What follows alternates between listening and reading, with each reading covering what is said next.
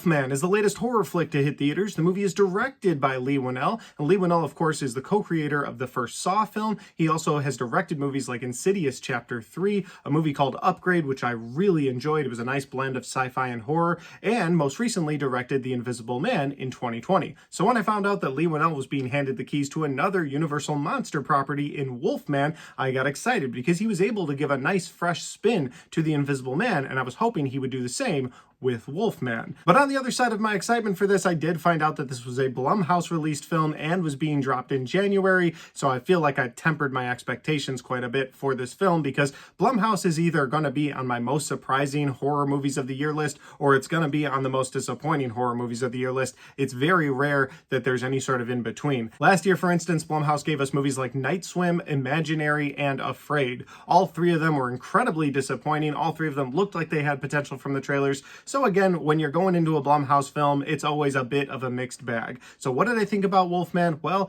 let's get into it. The film is centered around a family. The father of the family is named Blake. He's played by Christopher Abbott. The mother of the family is named Charlotte, and she's played by Julia Garner. And the daughter of this family is named Ginger, and she's played by Matilda Firth. At the beginning of the film, this family finds out that Blake's father has been declared deceased by the state of Oregon. He's been missing for some time now. They kind of knew eventually this would happen, but they've officially gotten the okay from the state of Oregon to rent a rental truck, go up there to that house in Oregon at this remote location, pack all the dad's stuff up, and leave. Charlotte's not too happy about it because she's got her life that she has to get to. Ginger has school, but Blake's really looking at this as a way to connect with his family again because he feels like he's starting to get disconnected from them. So they all pack up into this rental truck. They head up to the remote location in Oregon, but on their way to his dad's house in Oregon, right as they're about to reach their destination, they run into some sort of animal. This animal ends up crashing their rental truck and injuring Blake in the process. They're able to get away from it just barely by making it into his dad's house,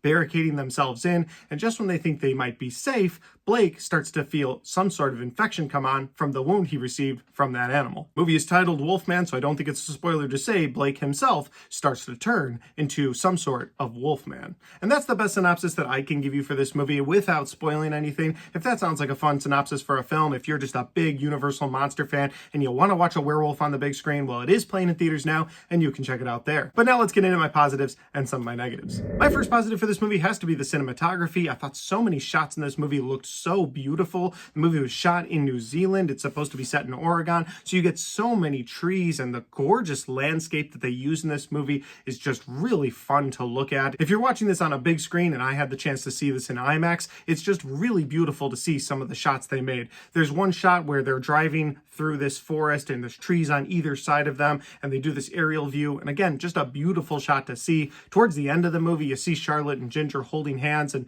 sort of zooms out and you see the landscape in front of them, and it's just this gorgeous landscape. But because there's this added animal or werewolf that's somewhere in these woods, it also is kind of creepy. Like, yes, you've got this vast, beautiful area, but there's something deadly about it because there is a Wolfman. So I thought the cinematography was done really well in this movie. Since we're talking about visuals, we'll talk about the creepy visuals that were in this movie. I thought some of them were very effective. There's a couple scenes in this movie where somebody has a sniper rifle or a pair of binoculars, something along those lines, and they're looking through them, and as they're scoping the forest for maybe a deer or an animal, boom, you'll see this Wolfman just staring at them from far enough away where it's creepy enough and mostly just an outline, but then they'll look real quick, they don't see anything, they'll go back to look, and of course, that thing is gone. So there were some creepy visuals where they really played with how close the animal was going to be to them, and I really liked that. And my final positive for this movie is the symptoms of what it looks like when you become one of these werewolves. So as you're transitioning to becoming a werewolf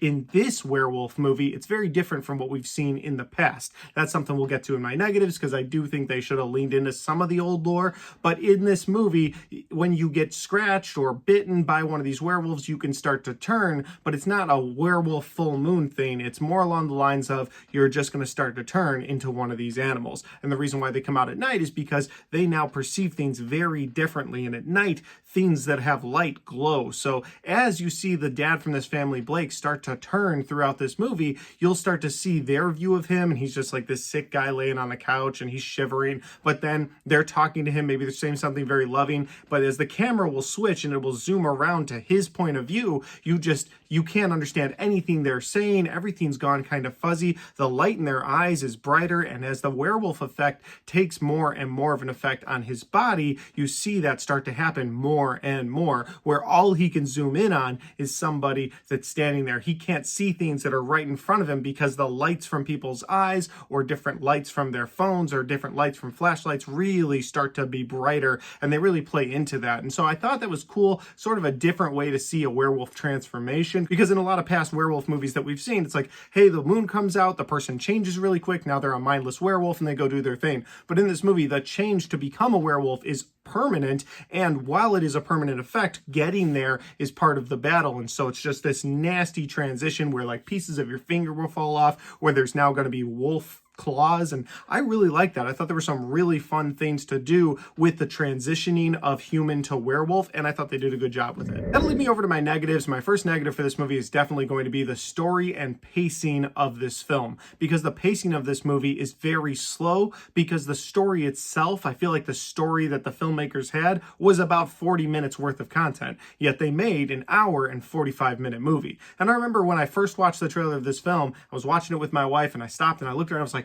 I bet what they're showing us is like the first 20 to 30 minutes. Like, this is going to go in a wildly different direction. Now, yeah, some of that is fan speculation on my part, and my bad for thinking that, but just what they gave us didn't feel like a lot. And that's kind of the point I'm making here, is that it felt like they had enough for a setup of a movie, but then they were going to switch gears, maybe take it back to the city. There'd be a werewolf out there. I don't know what they were going to do with this thing, but instead it is an hour and 45 minutes of them running around the woods trying to get away from this Wolfman that they encountered in the woods, and then more trying to get away from Blake, who's constantly turning into another Wolfman. And that didn't work for me. It was just way too stretched out, and the pace of this movie was so slow and boring at times because they were only telling this little small confined story. My next negative for this movie is that you called your movie Wolfman, which means you're basing it off of one of those old Universal property Wolfman movies, like Wolfman that starred Lon Chaney. The point I'm making here is that those movies had some iconic themes about werewolves or the Wolfman in general, like silver bullets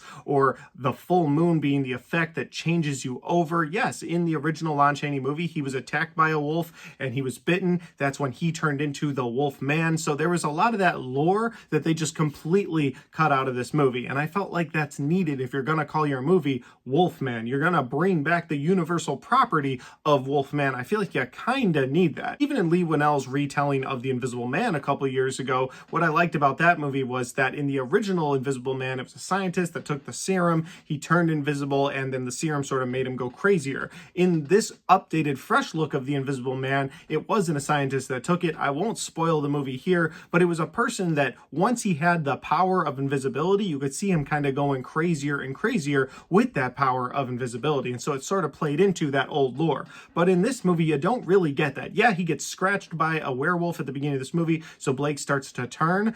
I'll give it that, but that's it. I mean, otherwise they completely left out all of that lore. And again, if you're using the Universal monster property of Wolfman, how can you not use the even a man that is pure in heart and says his prayers by night may become a wolf when the wolfbane blooms when the autumn moon is bright?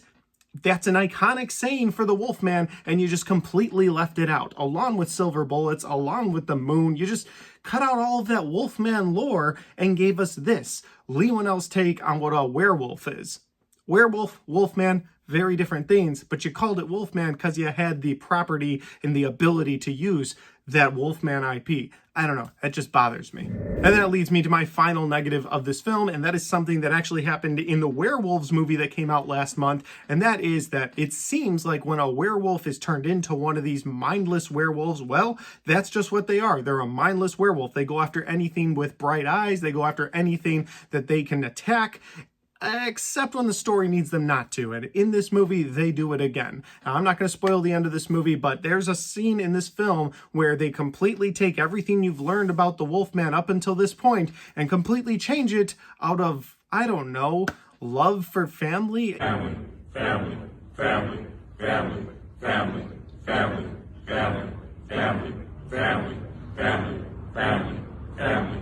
It's just one of those things where it's like, that's not exactly what you promised us this whole movie, and yet here we are, and you just changed the format of what this Wolfman can do. Again, I'm not trying to spoil anything here, but it annoyed me. The final thing that I will say in the negatives for this movie is there's a line where the little girl looks at Charlotte and goes, "He wants this to end." And the only thing I could think of is me too, because I had been there for an hour and a half at this point, and I was just completely annoyed with every little decision they decided to do with this movie once the halfway point hit. I just couldn't believe that the same guy that gave us a fresh, unique look at the Invisible Man gave us this Wolfman movie. Just something didn't compute. I don't know what. But all of that said, overall, guys, is this the worst movie I've seen? Well, maybe in 2025 so far, but it's not the worst horror film. If you're a big fan of monster action in a horror movie, you might enjoy this movie. Maybe go check it out in theaters. Otherwise, it's a Blumhouse release, so I'm sure it'll be streaming on Peacock in a month or so. So maybe wait for it there if you're just kind of middle of the road, not sure if you want to check it out.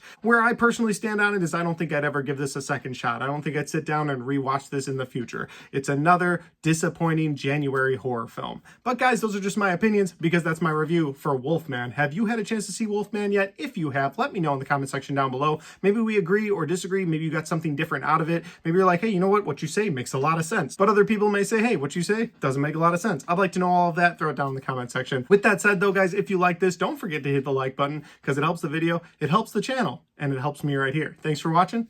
I'll see you next time.